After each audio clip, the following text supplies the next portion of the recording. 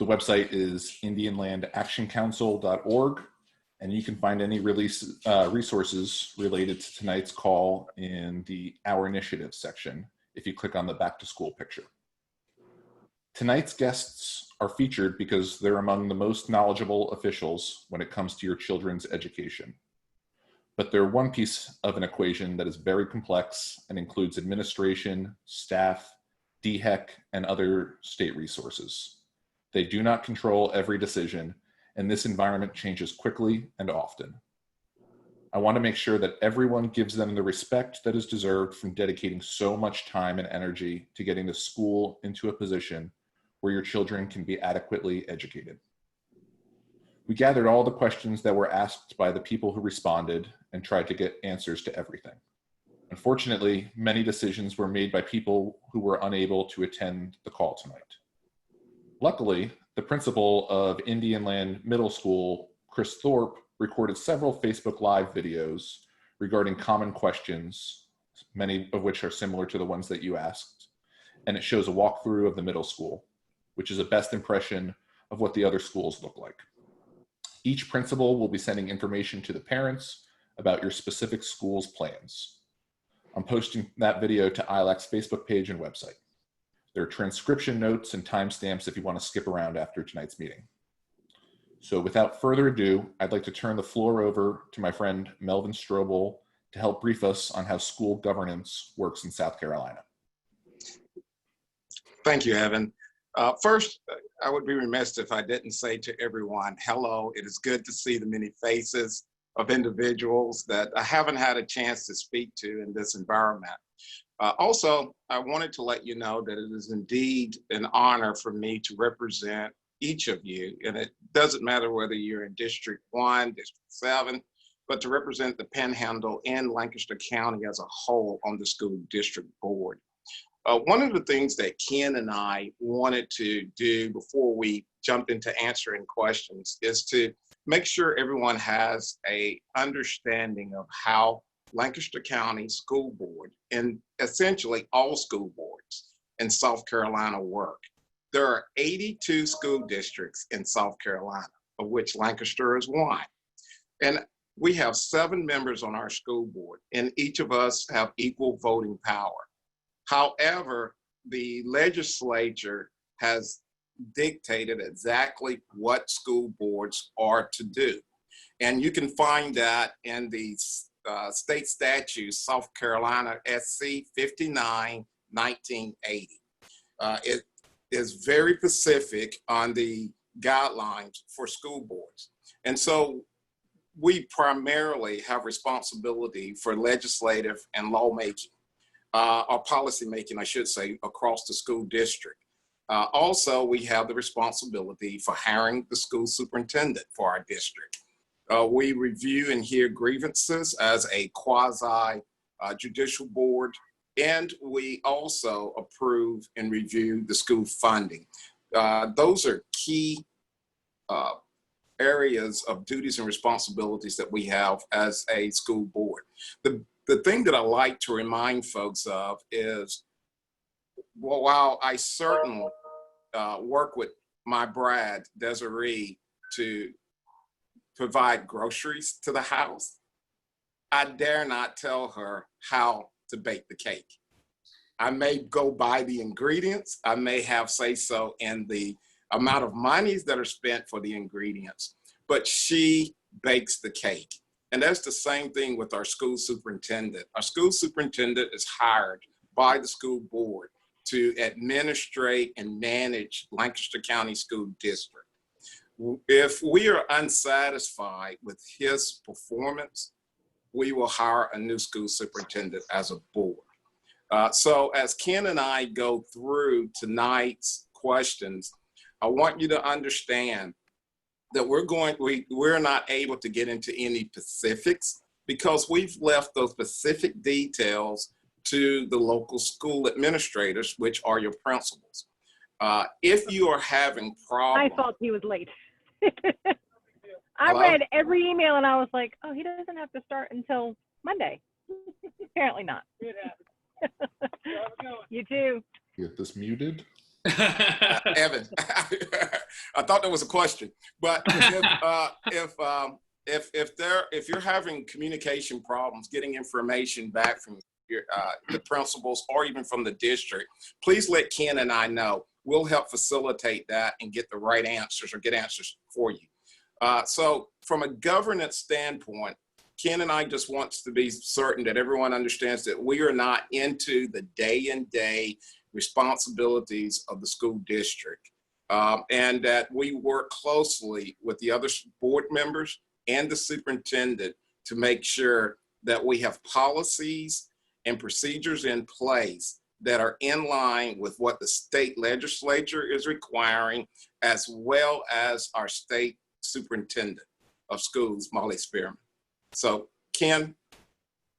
Yes, and just to piggyback on some of what Melvin said, to that point, in the genesis of the district getting where they are right now with the back to school for COVID-19, we as a board were not even actively a part of that process because the process was between the state superintendent, her Department of Education, DHEC, the Department of Health and Environmental Control, and the local district's administrations.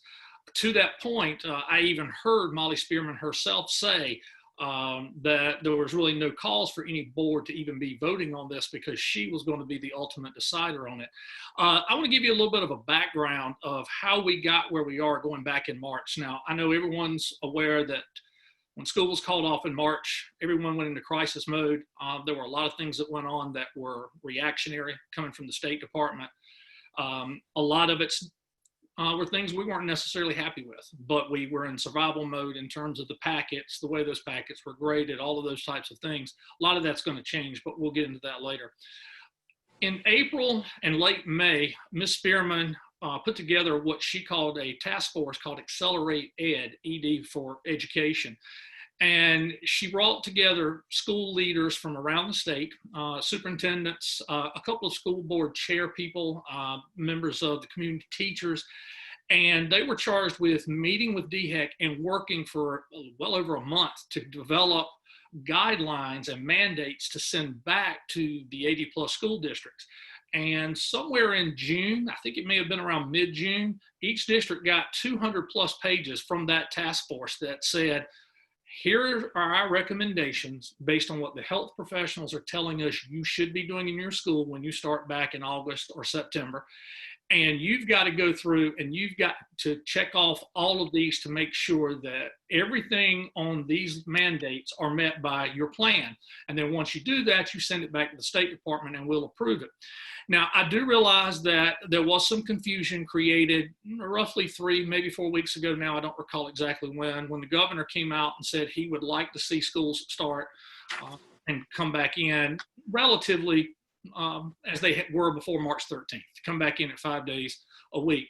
The immediate response from the Department of Education and the superintendent was to say, that's not his call, it's my call. And for a little bit, it did leave districts sort of stuck between trying to determine who exactly they were supposed to listen to. But as the state constitution is drawn, she has the ultimate deciding factor on this.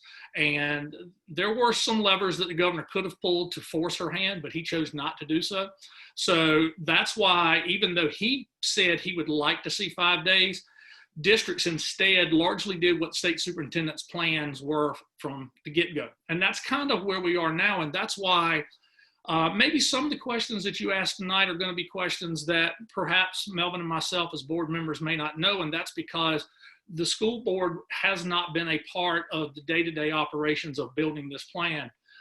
We have done a lot to try to stay as involved in the process and have knowledge of what's going on, but the ultimate decisions were made between Dr. Phipps, our district superintendent, his administrators, his principals, and then back to the State Department of Education in coordination with DHEC. So none of the decisions that were made in the plan were made in a vacuum, and nothing going forward will be decided in a vacuum. They'll be made in consultation with that task force, with Molly Spearman and with DHEC going forward. So I just want to give everyone that texture about how we got where we are. At the end of the day, the plan is predicated on what that task force and what the State Department of Education mandated that it be, without a whole lot of wiggle room. I will tell you this, the wiggle room they did give us is that when their plans first came out, DHEC was to develop 3 tiers of levels of infection across the state by county, low, medium, and high. And they have their own metrics that they've come up with at DHEC to determine those.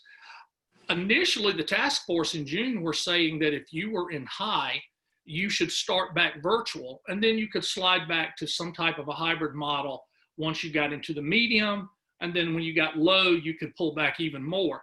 I don't think anyone at the State Department anticipated that we would be sitting here today with the entire state labeled as high. There's not, when DHEC came out with their numbers Tuesday, there's not a district that's not labeled as high. But the State Department did back off of that a little bit and tell folks that you can go all virtual if you want, but if you want to come back and do some social distancing and see how that goes, you can. So I am happy at least that the State Department did back off of that a little bit, because again, the original plan would have had pretty much the entire state in 100% virtual now. Yeah, and if I may, Ken, just to reemphasize a little bit on the governance piece that you've talked through, is I want folks to understand clearly that the communication thus far has been between the state superintendent office and the superintendents.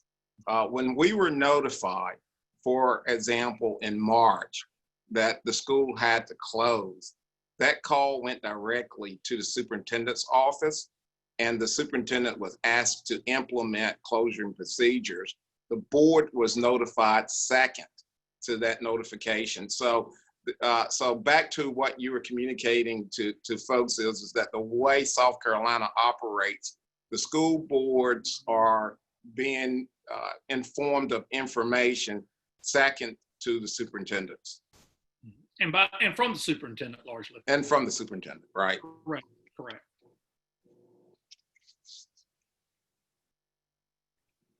Great. Well, then I guess that takes us to the question and answer portion of the program. I guess we can kick this off with a question for Melvin. I'd like to know, one of the parents asked, will the parents have the option to change learning selection within the school year? Well, you know, when we talk about the school year, we're talking about both the fall and spring semesters. And parents have made a decision or determination what they'd like to do for the semester, for the fall semester. And so what we would like to see parents do is maintain, unless it's extenuating circumstances, stay with their initial selection for that semester, keeping in mind that throughout the year, we're evaluating what the conditions and the environments are for Lancaster County to return back to a 4 or 5 day classroom session. So the short answer is, for the semester, they are to remain with their initial selection. And then at the end of that semester, we can reevaluate if they want to do something different. Again, for extenuating circumstances, the district is flexible.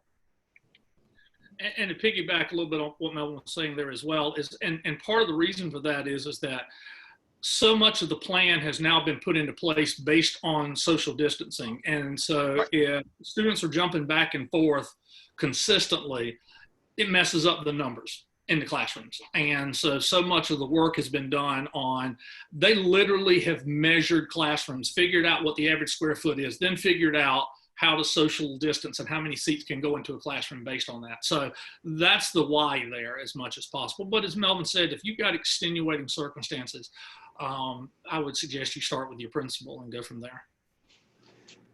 Can you talk a little bit about the uniform requirements? Yes.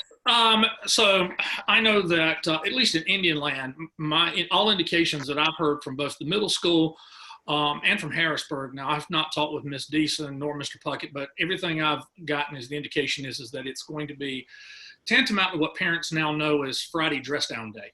That is to say, you're not wearing your school uniform, but you're still in dress code.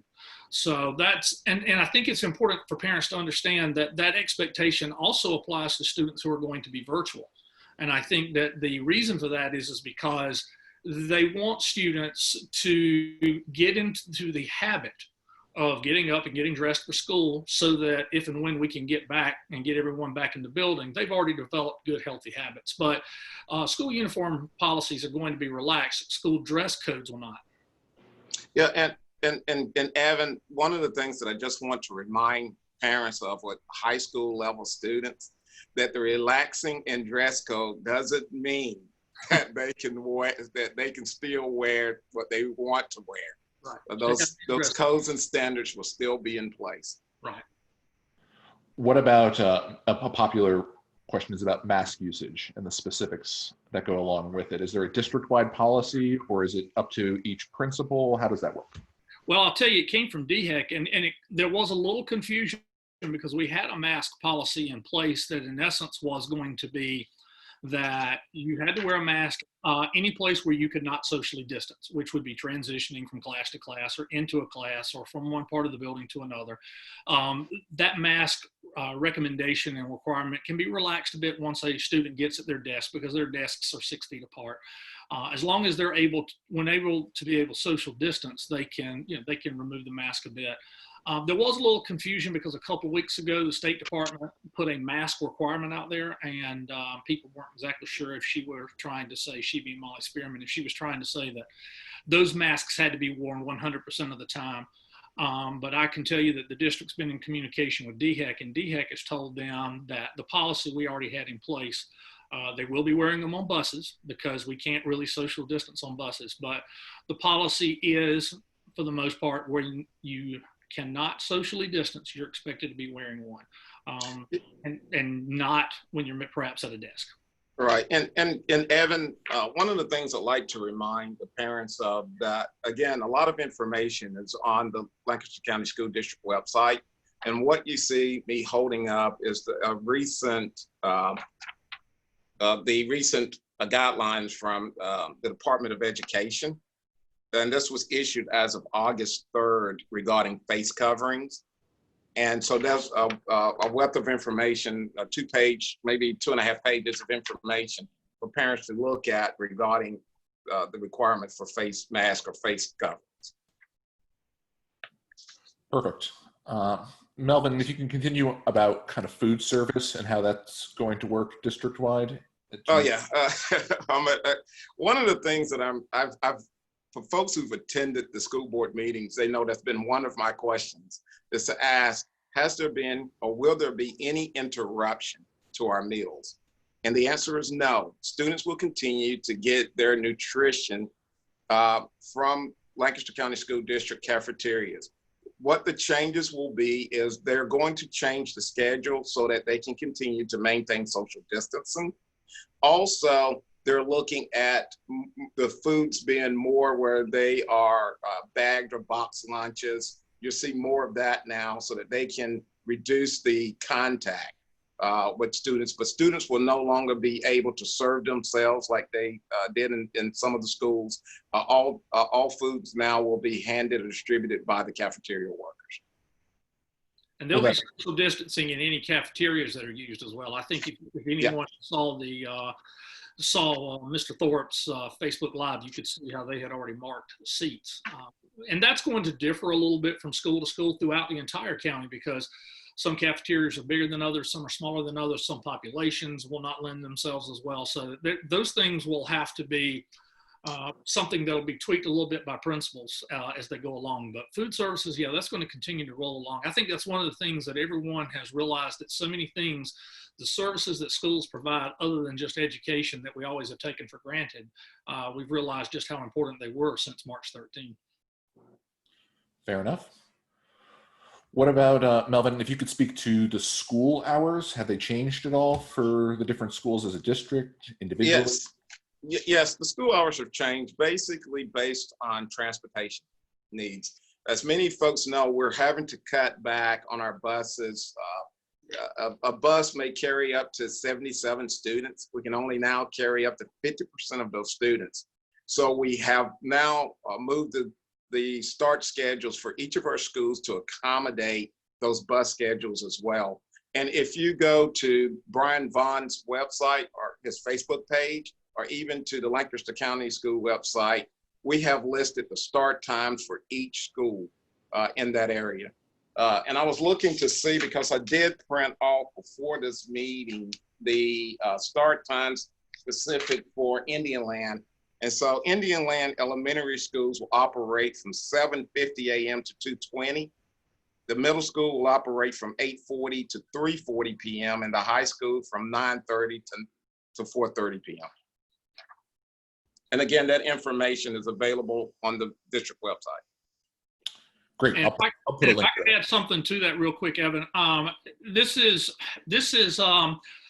symptomatic of how this whole process has been somewhat unnerving at times for district administration. As early as early June, the State Department was telling bus transportation people, we're going to hold you at 50%, and you need to go ahead and make your plans based on 50%. Brian Vaughn and his folks got ahead of the curve. They built a whole schedule based on that. And then 2 weeks ago, in a press release, not even a phone call to the district superintendents around the state, but in a press release, State Department decided to say, well, you know, if you want to go up to 67%, you can. Brian says, you know, we've already made our plan. I don't want to get involved in changing plans and upsetting the apple cart right now. He says he can always add as numbers and data prove that he can, but he didn't want to tear up his plan, find out it didn't work because he had too many people and ended up having to walk it back. But it's been symptomatic, really, of what the district has had to deal with. They'll come up with a plan, and that plan will change sometimes seemingly overnight with no warning. But he is going to stick with the 50% for now, and then tweak it as he sees how things are going first. He just says he thinks it's easier to do it that way than the other way, and I agree. Ken, there's some big questions jumping out. Just curious on what the big picture on school is going to look like as far as the packet options, the virtual options. I know you've done some research into that, even though it's not a board topic per se. Okay. Well, let me try to paint with a broad brush, because between the elementary schools and the secondary schools, elementary being kindergarten through 5th grade, and then when you start getting into middle school through high school, those things look really different because the needs are different. You start getting to a high school where you're taking courses from multiple teachers, how you're going to be serviced is entirely different than at the elementary level where you may only have one teacher.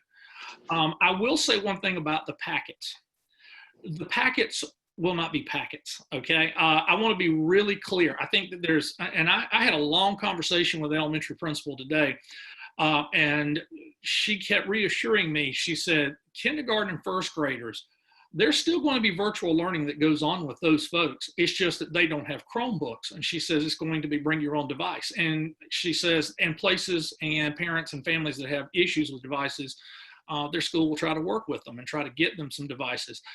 She said, yes, there's going to be a lot of paper involved with kindergartners and 1st graders. And she says that's what it would be if they were in class, because the curriculum for kindergarten and 1st grade is a lot of hands-on with crayons and cutting and gluing and a lot of writing.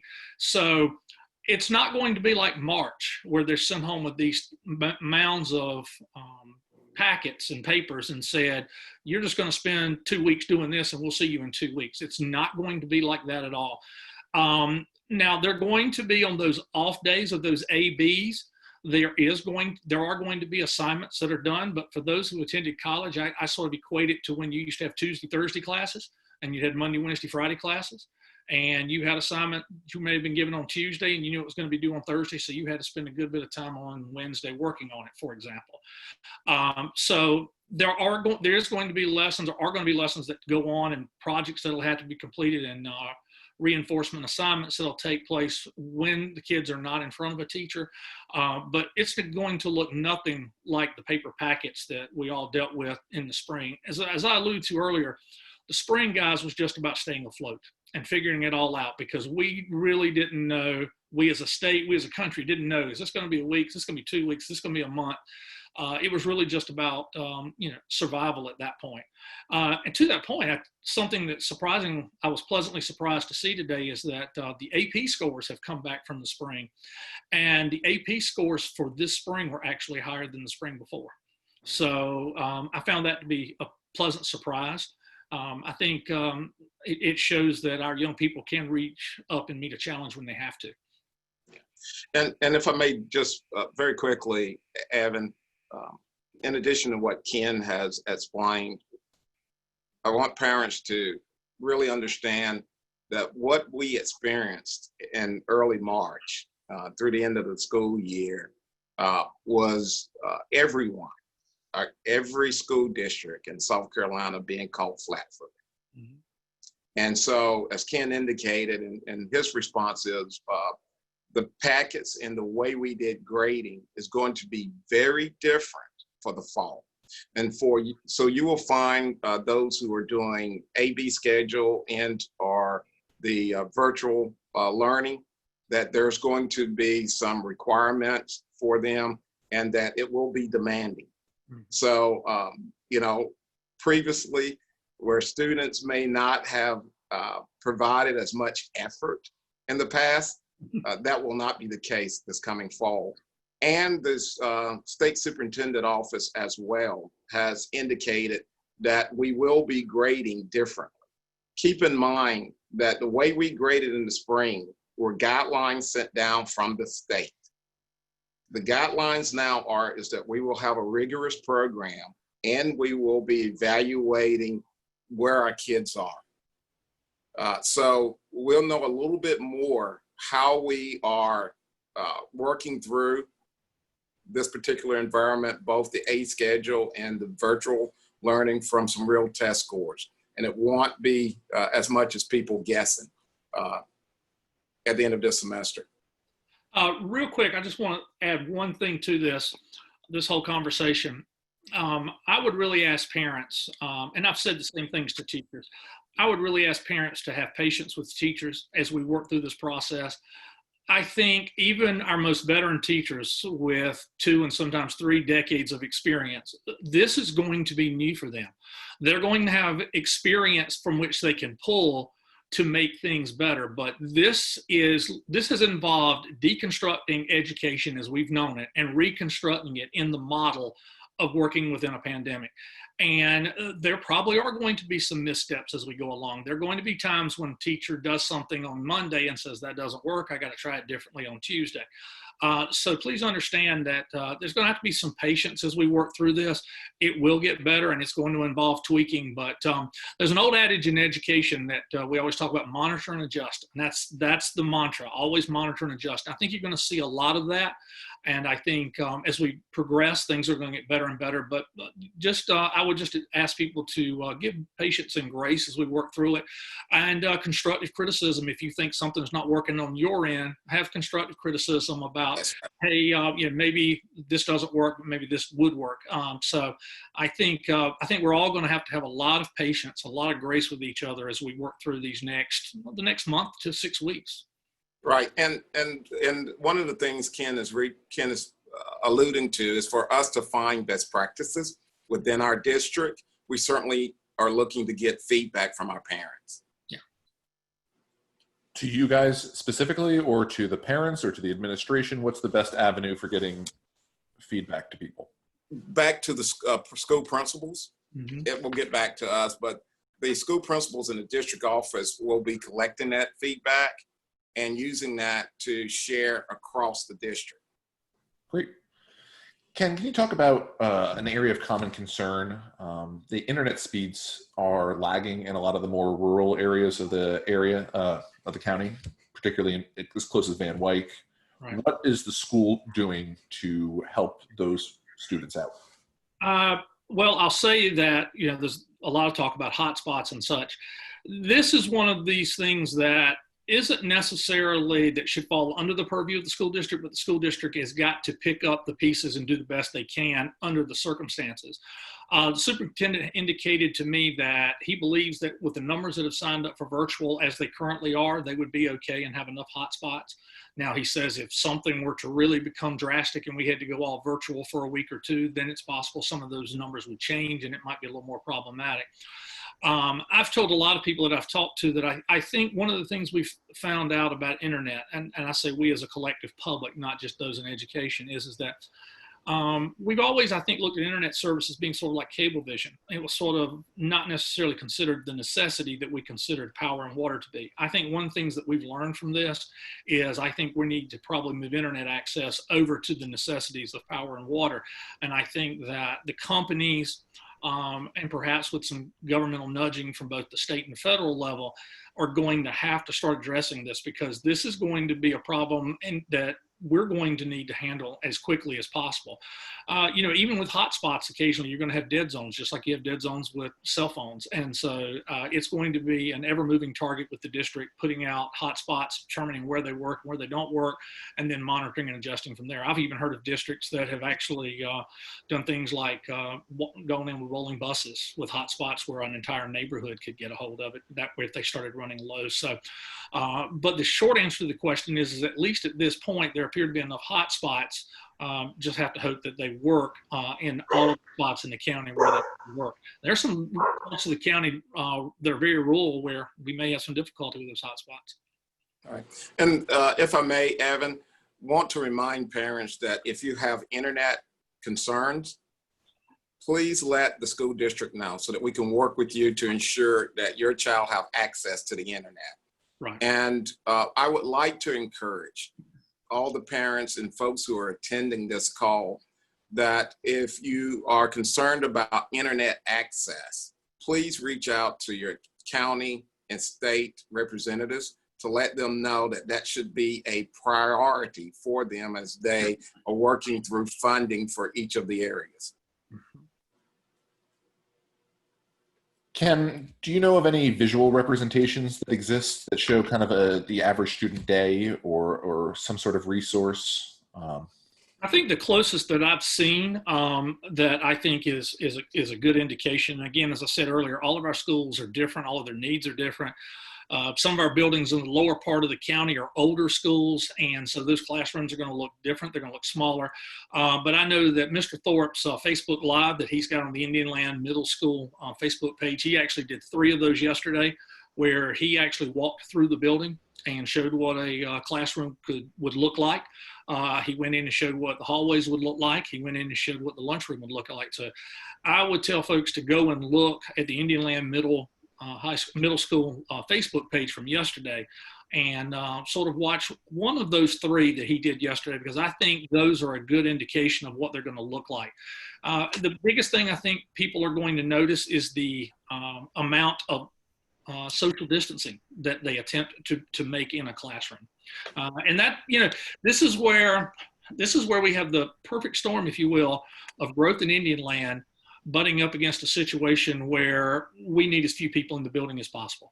And and that's one of the reasons why we have the circumstances that we currently have, and one of the reasons why hybrid is necessary. We can't socially distance by putting 1,500 kids in Indian Land High School, for example.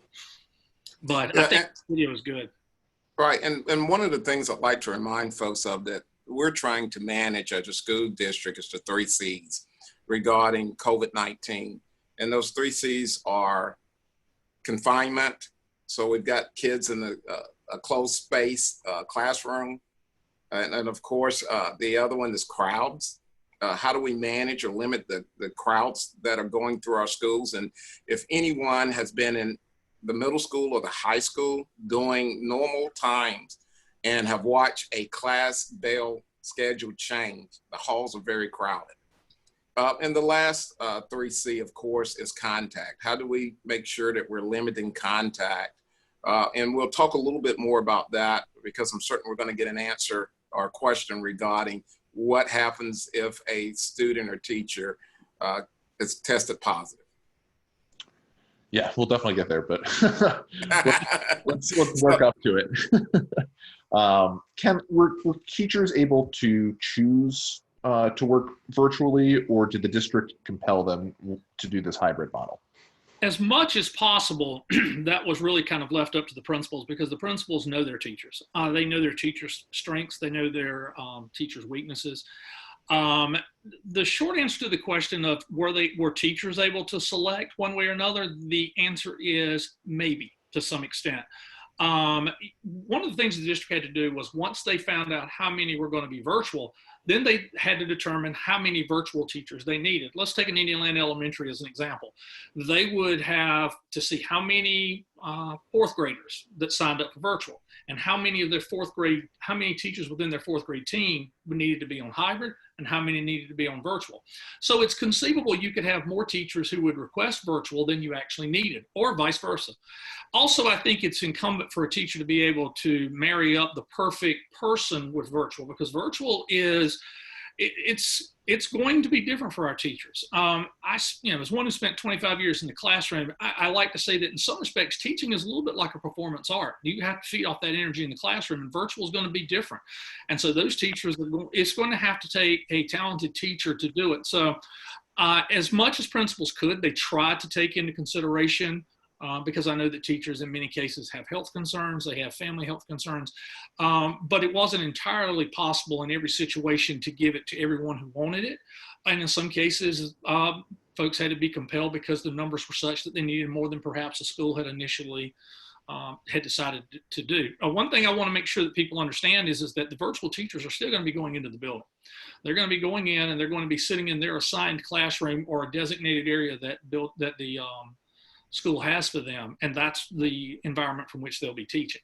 So it's incumbent to know that, and that's important because so many of our teachers team up together in planning, and they need to be able to have the ability to, in a socially distancing way, to meet at the end of the day to figure out what's working and what's not working within what they taught that day. So it's going to be an interesting model for those teachers doing virtual. All right. Ken, can you continue on about students who need more help? The district has set up that hybrid to use Wednesday primarily as what can be an in-person help day. I think there's been some concerns from parents when they heard that Wednesday was an in-person day. They thought that meant they were compelled to be there on Wednesday, which they thought, well, this isn't really virtual if I've got to come in on Wednesday. Again, State Superintendent Molly Spearman was very clear that she wanted to be sure that any child who needed services of some sort, whether it be for an IEP or a 504, or whether it be for need extra help, they had the ability to sit socially distancing from a teacher and be able to get that one-on-one help, or perhaps set up, if necessary, a Google Hangout to kind of tie in with their teacher. So Wednesday is largely being set aside as a day where teachers can have meetings with students, again, whether it be for extra help or whether it be for exceptional ed services. That's what the purpose of Wednesday is for the most part. It's also going to be the day that Wednesday is also going to be the day that teachers are using to do professional development so that they can get better at what they're doing each week as they learn more and more about how this is working and how it's not working, and they can start to bounce ideas off of each other. So that's really the idea of Wednesday. And I'll also tell you that the hybrid teachers are also going to have office hours as well, where they can remote in with, like, for example, if they had their A kids on Monday and Tuesday, but an A kid needs some extra assistance on Thursday afternoon, that teacher will be available to that A child Thursday afternoon to be able to clue in as well. So there's going to be several pockets of time in there built in throughout the week when extra help can be gotten, whether it be for special services or exceptional ed services, or whether it just be for one-on-one help. And as one who had 2 kids doing packets in March, I would have welcomed the ability to have had a couple of times to have let them sit down in front of a teacher. And that's part of the plan of what is going to take place. And that's what Wednesday is for. Right. And one of the things, Evan, that Ken and I want to make sure folks are clear on is that although we're going to an AB and virtual or C schedule, if you count Wednesday, Ken, although we're going through that, please understand that the expectation of the district and of the board is that our teachers will work their full time. That if you're on an AB schedule doesn't mean that the teacher's not working on Thursday or Friday or Wednesday. They're working the full week, and they are available to assist our students, whether they're in class or in person or virtually. And so we're working through that process, but it is the board and the district expectation that our teachers are working full time. Melvin, I was hoping you could clarify how the AB days and groups were decided. Is that something that, or is it just Well, ask about that? yeah, Evan, I think, A, B, and C days we're continuing to work through that in a sense. Principals are going to be sending out their schedules and information directly to the parents. But what I'm asking folks to keep in mind is that the A, B, and schedule, they're going to work with you to give you your preference. However, there may be a need to make shifts depending on the number of folks who are applying for that same A or B schedule. So if I've got more folks in A, I am going to have to shift folks over to B in order to maintain the social distancing that is required for the schools. The other piece of that I'm asking folks to keep in mind as well is our bus schedule. So we may want, depending on a neighborhood or a community, if the majority of the kids who are being picked up, it makes sense and they're all in an A schedule and you want to be in a B schedule, but our bus is typically there, it would make sense for us to ask the parents if they can accommodate that as well. The community as a whole, as Ken indicated, we're going to have to be flexible and work to support each other in the school, understanding that while we certainly have individual needs, we will have to also understand that the school district is looking at the needs of the many and asking for you to help accommodate that with us. So we're asking for parents' patience, as Ken indicated earlier. One question that I keep getting asked a lot when it comes to the AB, if I've got two different age children in two different schools, are they being paired? The answer to that question is yes, but I have to tell everyone who's watching and listening in an interesting little anecdote that I was told by a district administrator today. He said one of the reasons why it's taken us so long to get the A and B schedules out is that we could break up the buses by neighborhoods, and he says that was relatively easy to do, but then we had to double back and figure out who were siblings and did siblings have different last names and whatnot. And he said, it's just as we were just about getting through with the plan, we started getting phone calls from folks who says, I understand you're going to put siblings home on the same day. Please don't do that to me. Please split them up. So they've had to, he said, and in some cases they've tried to accommodate those situations. But the answer to folks who've asked, are siblings going to be on the same AB schedule? That is the expectation. And if you find that it did not happen, when you get your schedules, just give a call to your principal. It could have been an oversight. Sometimes children have different last names because they're halves, and it may have gotten overlooked, but that is the expectation. But largely that A and B is being driven by the numbers for social distancing and bus transportation, because they can't simply run the buses all over Indian Land up and down, or we would be getting kids in school at 10:30, 11 in the morning.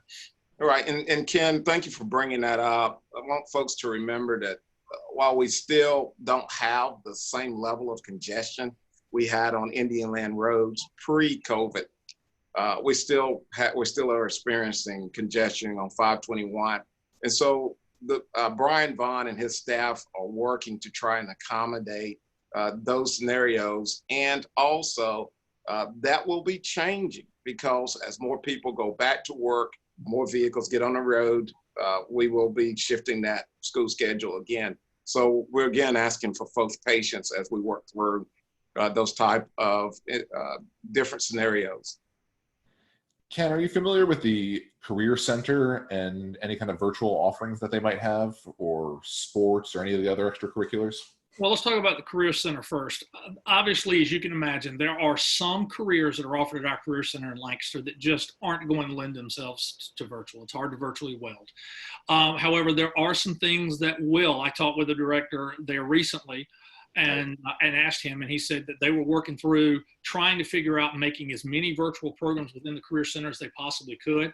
For folks who aren't familiar, kids who go to the Career Center need a certain number of courses to get a completer degree, if you will. And sometimes those can lead straight to jobs right out of high school, particularly like with the welding and some of those. And he and his staff were trying to do the best they could under the circumstances, but some of those just aren't going to lend themselves well to virtual. But he's indicated to me that as many as they can get under virtual, that they are with the Career Center. High school and extracurriculars. Okay, I'm going to try to keep this short because I feel like we're getting a little long, but this is a high school sports and middle school sports. That is not something that State Department has oversight over, and it's not anything that even the district has an oversight over. It's the South Carolina High School League is the governing body. They are the ones that are calling the shots with middle school and high school sports. Some people may be aware, because we're so close to the border, that North Carolina's high school league decided yesterday to greatly change how they're going to do fall sports, including moving football over into the start of 2021, I think January or February. I talked with a superintendent that I know who's on the Accelerate Ed committee, and he said that while there has been no discussion directly from the high school league in South Carolina about doing anything, he found it curious that they polled several schools yesterday and several superintendents and said, I guess you saw what North Carolina did. Do you have any thoughts you'd like to add to that? But at the end of the day, it's ultimately up to what the South Carolina High School League decides and determines. Jerome Singleton is the director of the South Carolina High School League. And I think it's interesting for folks to note, because I think we all are colored by our own experiences. He spent 5 weeks in and out of hospitals with COVID himself. He's had COVID run throughout his family, and his aunt passed away from COVID. So, obviously he knows and has experienced COVID himself. He's in his 60s. He has indicated that right now, all high school sports in the state are in training mode or preseason mode. So there's really been no real close contact. And he says so far everything seems to be going well. But he indicates it's day to day and week to week that things could change. So right now, high school sports are as they are, but just like everything else, that's subject to change. Quickly on the extracurriculars, that's going to be left up to the individual principals. Some extracurricular activities that are clubs and such may still be able to meet, some may not be able to, but that's largely going to be a school level decision based on what their needs are to meet and how they meet. So, Melvin, now we're getting into the meat of the issue. I want to talk about. You gotta save the tough ones for me. You let Ken. You go Ken on the softballs. You've had 50 minutes to warm up. It's time to break them down. So, if a student or staff test positive for COVID, is there a specific number that, if reached, the school would close down? Can you talk about that, or would it transition to virtual? How does that work? Yeah, interestingly. The key to students contracting COVID, or if we have a student who tests positive, the key to that is going to be the word contact. How many folks have that student come in contact with within the school? DHEC has indicated that if 10% of the folks are affected, the school will close. And so what we want folks to understand is, one, we would look at that very closely and make that determination with the principal, and the superintendent would make that determination and notify the school board that they're recommending the closure of that school. The second piece of that is, parents have always asked, what information will I get? Well, you would likely get the information that your student or a staff member has come in contact with someone who's positive. Keep in mind that we are still in an environment where we have HIPAA laws and other privacy laws that do not allow us to give information about, one, minors, and secondly, we have to protect folks' personal medical information. So COVID-19, although it is a health risk to the community, it would still be considered a private health matter. So we are unable to release that, but what we would share is that the students have come in contact with someone who's tested positive. Just so we're clear. Can I add something to that real quick on that same subject? Two things. Number one, DHEC is going to soon, I don't know when, they're going to publish weekly Right. district by district numbers for tests of positive. and those will be available publicly. That is something that the governor asked them to do, and they are going to start doing that. They're just DHEC is studying the how to do necessarily and how they'll report that. So that I think that's important for folks to understand. And one other thing that I would like for the community to know is that over the course of the last 2 weeks, there have been about a total of 40 confirmed or presumed confirmed cases within the Lancaster County School District, whether it be with student athletes or whether it be within some schools with clerical staff and such. So we're already seeing some cases already, and we haven't even opened the doors yet, so to speak. Another really popular question, Ken, if we can continue. We'll spread out some of that love. The standardized testing, how is that going to work? Well, one of the things I was really happy about, I don't think I've ever made it a secret that I'm not a huge fan of standardized testings, and I'm not talking about the SATs and the APs. Those are entirely different things. But the amount of state testing that comes from the federal level. So it's always been intriguing to me how important the state said those were and the Fed said they were until they weren't in spring. Everyone across the country applied for waivers from the federal government. The feds in the spring waived a lot of the testing that should have taken place last spring. So many of the state's tests are based on mandates that came from the feds, if that sounds familiar, and they developed those tests based on those federal mandates. And the feds did allow the state to waive those in the spring. There seems to be all indication that they are not going to waive them this year. And now I'm hoping that may just mean that they're not waiving them right now.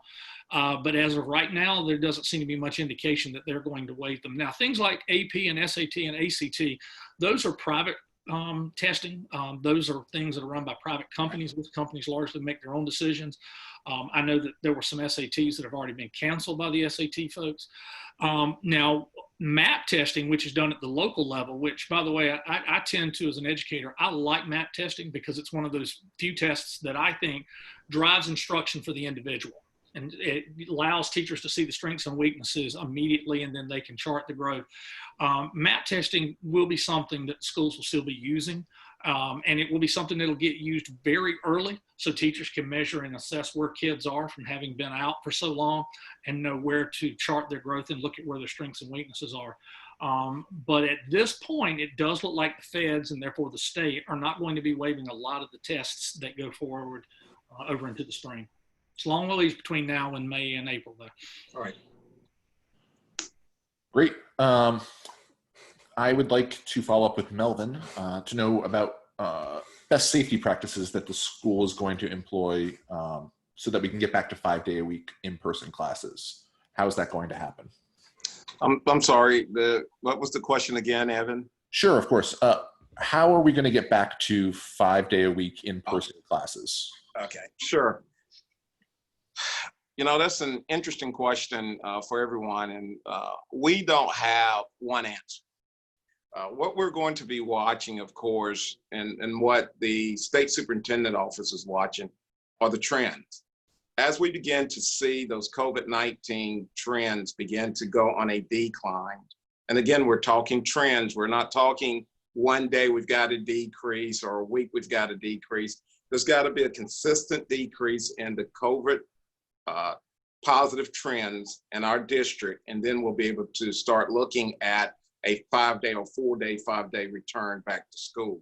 One of the things too that I'd like for folks to understand is that full 5-day program or plan, we will be getting guidance from the state superintendent's office, and the state superintendent's office will likely approve the return to a full 5-day, similar to what we did on the AB schedule coming up for the fall and the virtual. Superintendent office had to approve that plan as well.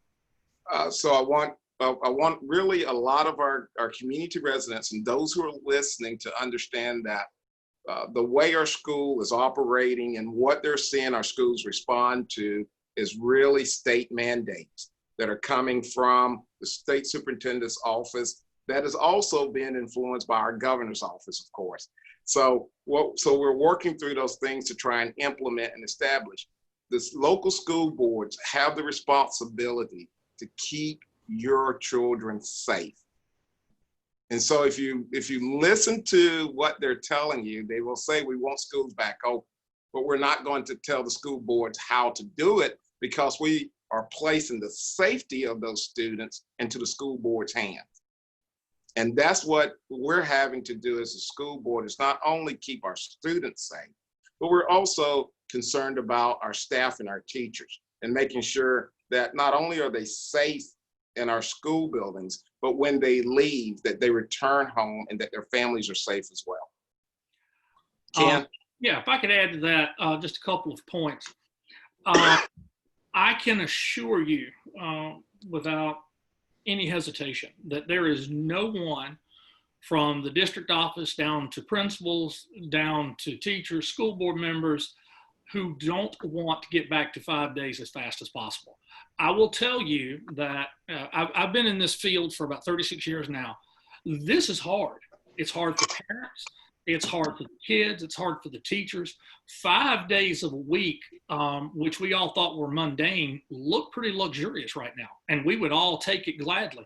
But I learned a long time ago, I learned it in the era of Columbine, that the number one job of the school district is to keep children safe so they can be educated. And unfortunately, in my career, I counted today, I think I was a part of 12 funerals of students and 5 faculty members. And if there had been anything I could have ever done to have stopped any of those, I'd have done it.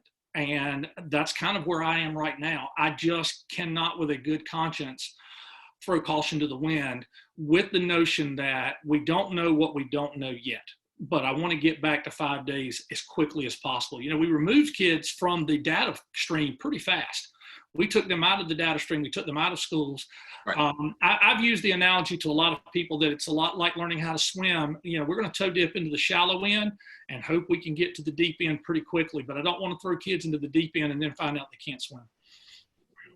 I'd like to ask both of you one final question. And do you have any ideas on how families can help each other in our community? How can they give back, make sure that their community is thriving? Ken, if you'll answer first, and then Melvin. You know, I go back to what I said earlier. These are challenging times for all of us. You know, for the first, 6 weeks, 2 months, maybe a little bit more when COVID first started in March, I think everyone accepted the challenge and we're ready to really take it on head first. And now we're all starting to get getting some COVID fatigue. And I think this is when we need each other the most. I think this is when teachers need to understand where parents are coming from. Parents need to understand where teachers are coming from. At the end of the day, both sides have got to understand where the kids are coming from. There's going to have to be a lot of understanding, a lot of grace that goes back and forth. I've talked with parents and my heart breaks for them because they are anguished, not only for the kids, but they're anguished because of their own personal circumstances. And I really wish there was something that we could do to just completely wipe that away. We really are going to have to support each other, I think, both emotionally, and psychologically as we work through this. At this point, it does not look like this is a problem that's going away anytime soon. And I hope I'm wrong, but I think the emotional support that we give each other, and more importantly, the understanding. If a parent has chosen virtual because they are concerned for their children, then I think other parents need to understand and accept that. And by the same token, if a parent says, you know, I need hybrid, we need to get our children back in the building as fast as we can for us personally and for my child's own well-being, I think we need to respect and understand that as well and get to it as fast as we can in a safe manner. But I think that understanding is what we really need from each other. Good job, Ken. The only other thing, Ken, that I would add into the group is as we are looking to get back to our schools and wanting to get to a 5-day school year, I'd like to see our parents, one, give attention to the rules and the policies that are being put in place in this COVID-19 environment. If our parents encourage our students to follow those rules, which includes wearing face masks, that's what we need to do, and to encourage them to follow the instructions of the administrators and the teachers when they're in person. That will help us move, at least try to keep the COVID-19 cases down so that we don't have to close our school. The second part of that is, and I appreciate Ken for saying we've got to be patient and understanding, or seek to understand with each other. Everyone's needs are a little different. However, as we work together as a community, we will beat COVID. COVID will not beat us. And so I'm excited to be a part of a community that says, hey, we're concerned about our education, but not only are we concerned about the education for individual students, but we're concerned about education for everyone. And if we look at everyone first, then there's going to be concessions that we all make for the greater good of the community. I do not want COVID-19 and education to become a bipartisan issue. It needs to be a community issue where we're all united around how do we provide safety for our students, our teachers, and our faculty, and how do we get our schools back to a 5-day operational status. That's what we all want. Great. Well, thank you both so much for your participation and helping us all understand. It's been a real service to everybody. And we're going to close up shop in terms of this particular portion of the meeting. We just put the contact information in the comments. So if you want to follow up with more details or learn about Indian Land Action Council or more about this topic specifically, click that link. If you want to remain, the rest of the meeting will be the normal business for the Indian Land Republican Women's Club. And I'd like to pass it over back to their president, Michelle Simonetti. Hey, Michelle, before you do that, I just would like to tell folks before they check out that, I consider myself an open book. I'll give you my cell phone number. If you've got any follow-up questions, just give me a call. My number is area code 843-910-1076. Again, that's 843-910-1076. I answer the phone pretty much anytime unless I'm asleep, and I don't sleep much. So feel free to call me. I will be glad to discuss anything. And we may not know all the answers on it because we haven't been engaged directly in the policy making of this, but I can certainly point you to the right person, hopefully.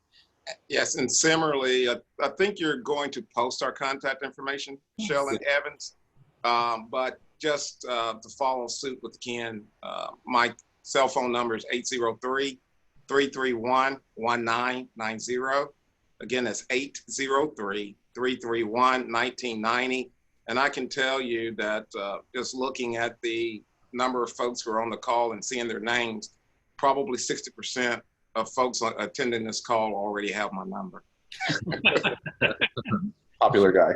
Thank you both. And I know a lot of this information was not in your wheelhouse, and most of these questions can get directed back to the transportation department or the principals themselves. And I know already this morning we had more emails coming through than normal. So just from yesterday's activity, I expect the next couple of days we'll continue to get more details. So thank you so much for your time and over this week pulling everything together, and everyone for attending this evening. As Evan said, we're going to go ahead and stop the recording, and then we'll continue our normal Republican Women, just talking about our next month meeting, which is going to be getting people out to vote. So thank you all for your time. Thank you.